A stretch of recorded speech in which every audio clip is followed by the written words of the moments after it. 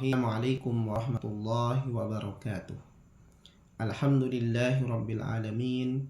Wassalatu wassalamu ala asrafil anbiya wal mursalin Sayyidina Muhammadin wa ala alihi wa sahbihi ajma'in, amma ba'du.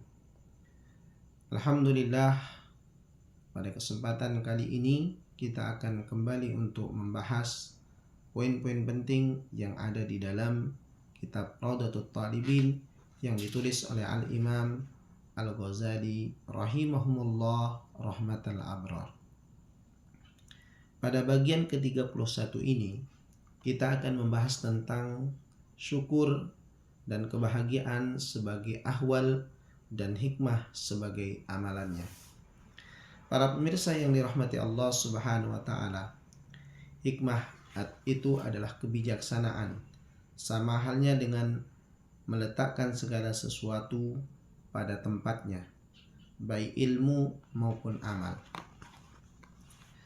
Para pemirsa yang dirahmati Allah Subhanahu wa taala, Al-Imam Al-Ghazali memulai kitabnya dengan mengatakan, saat engkau mengetahui bahwa seluruh kenikmatan semata-mata berasal dari Allah Subhanahu wa taala.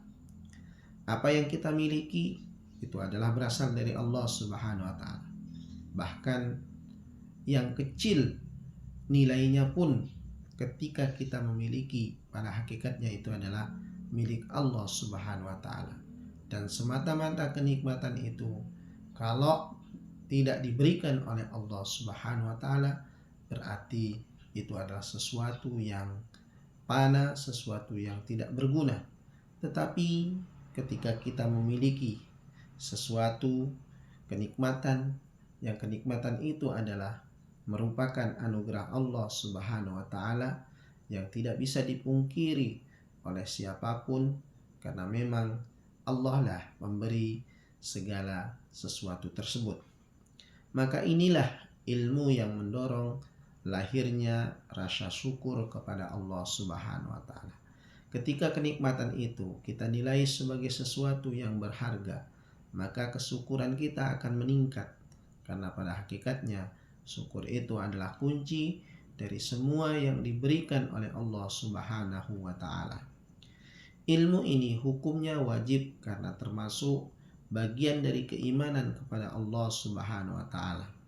Orang yang mensyukuri nikmat Allah itu adalah merupakan bentuk daripada kenikmatan iman yang ada di dalam diri manusia.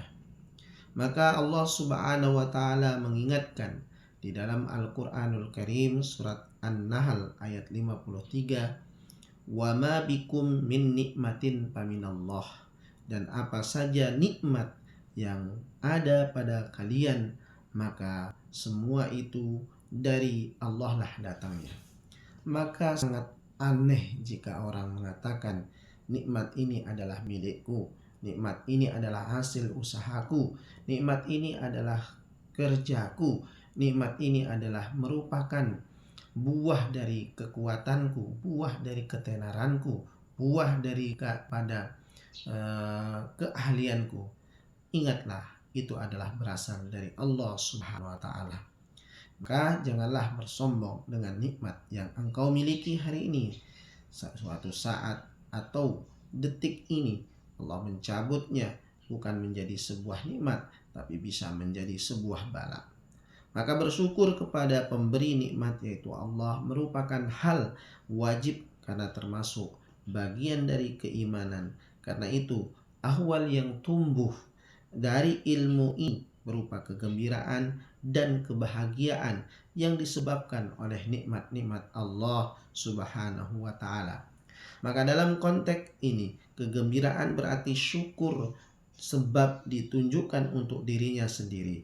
Maka orang yang berbahagia, orang yang gembira, pada hakikatnya adalah dia sedang bersyukur kepada Allah Subhanahu wa taala.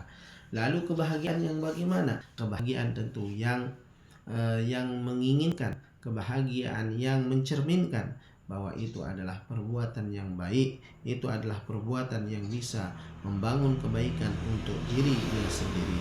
Maka berarti orang yang bersyukur, sebab itu adalah bentuk daripada kegembiraan itu adalah bentuk dari kesyukuran untuk diri kita sendiri. Maka bersyukurlah atas nikmat Allah Subhanahu wa taala. Hukumnya pun wajib, bersyukur itu hukumnya wajib dan termasuk bagian serta buah daripada iman kepada Allah Subhanahu wa taala. Orang yang bersyukur itu adalah membuktikan dirinya adalah orang yang beriman. Kenapa? Karena buah dari keimanan itu adalah kesyukuran kepada Allah Subhanahu wa taala. Demikian pula dengan perilaku syukur yang ditunjukkan untuk dirinya sendiri maupun selain dirinya. Maka kesyukuran itu harus nampak dalam diri kita, dalam diri manfaat yang diterima oleh orang lain atau teman kita atau sahabat kita. Maka ditunjukkan untuk dirinya sendiri sebab memanfaatkan kenikmatan sesuai dengan tujuan penciptanya dan menjadi kesempurnaan hikmah di dalamnya atau kebijaksanaan. Maka oleh karena itu, kata Imam Al-Ghazali ketika menjelaskan tentang hal ini, maka kita dituntut untuk selalu berperilaku syukur. Dengan kesyukuran itu kita sedang bersyukur, dengan kesyukuran itu kita sudah beriman kepada Allah Subhanahu wa taala dalam bentuk perintahnya adalah la in syakartum la azidannakum wa la in kafartum inna azabi lasyadid. Para pemirsa yang dirahmati Allah Subhanahu wa taala, sedangkan yang ditunjukkan untuk selain dirinya guna memelihara nikmat-nikmat sekaligus menambahkannya.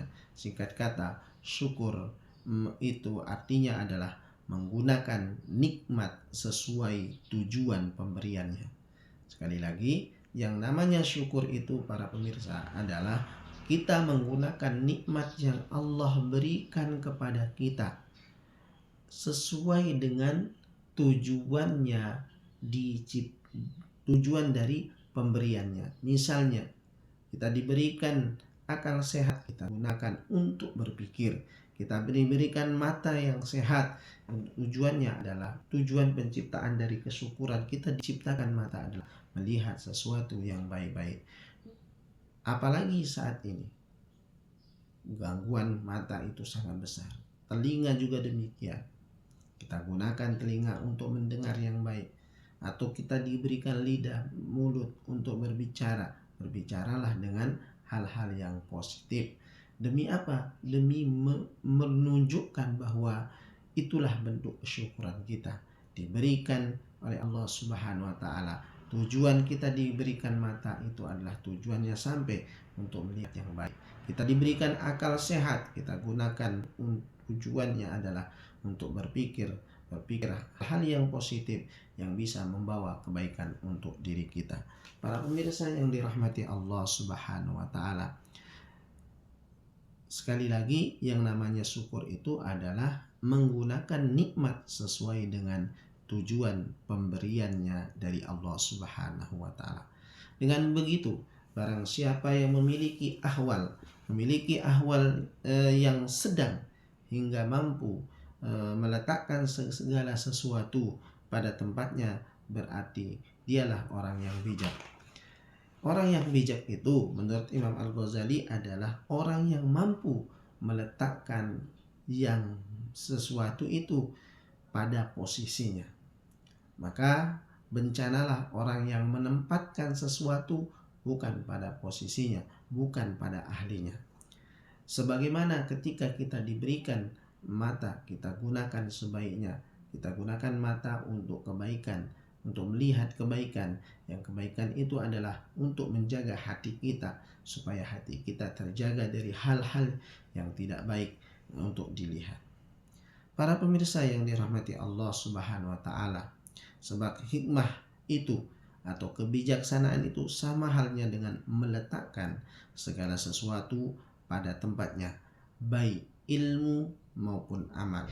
Ilmu dan amal itu punya sinergi yang kuat, yaitu menjaga bahwa dengan adanya ilmu, dengan adanya pengetahuan, kita mampu berbuat amal yang terbaik untuk kehidupan kita.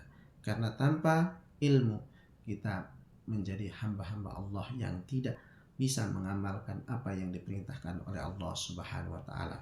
Dan akhirnya Al-Imam Ghazali menutup bab ke-31 ini dengan mengatakan, dan Allah lah pemberi pertolongan.